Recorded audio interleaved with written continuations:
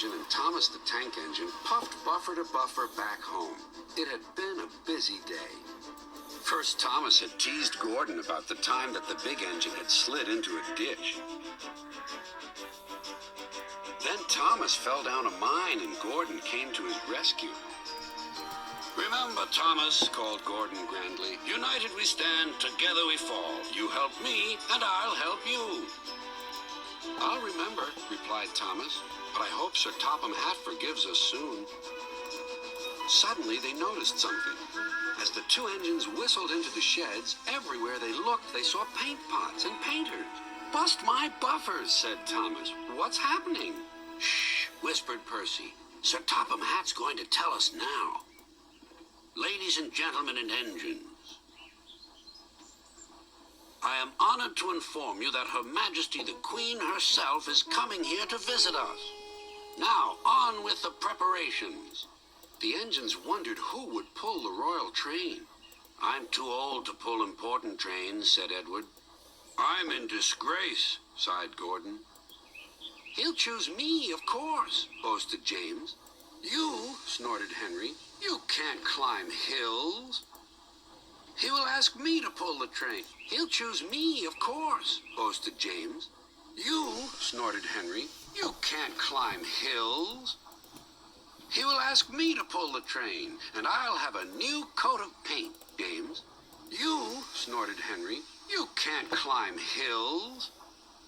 "He will ask me to pull the train, and I'll have a new coat of paint." Then the rain came. Henry's driver and fireman covered up their cab to keep dry. A painter was on the ladder above the line.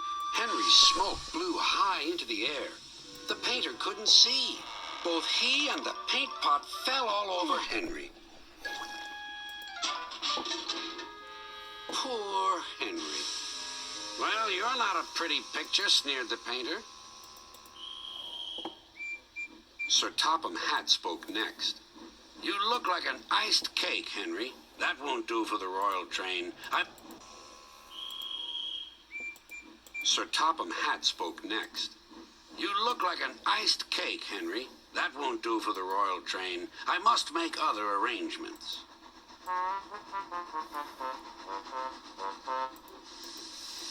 Gordon and Thomas were waiting for him. Please, sir. "One at a time," replied Sir Topham Hatt. "Yes, Gordon?" "May Thomas have his branch line again?"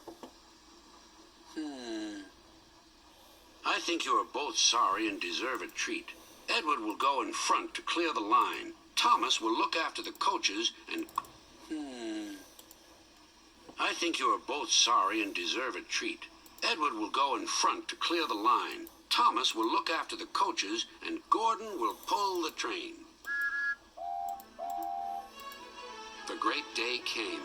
All the engines worked hard, bringing people to the town.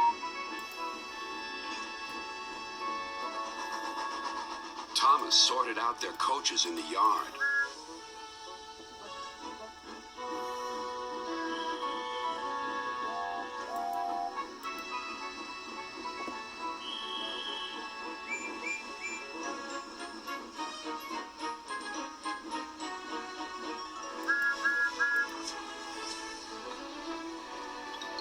Edward steamed in. "Beep! The Queen is here!"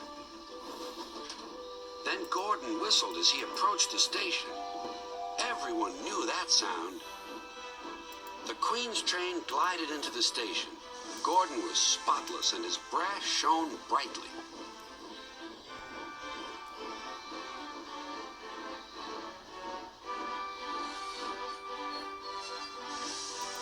Sir Topham Hatt stood to attention. "Welcome, ma'am."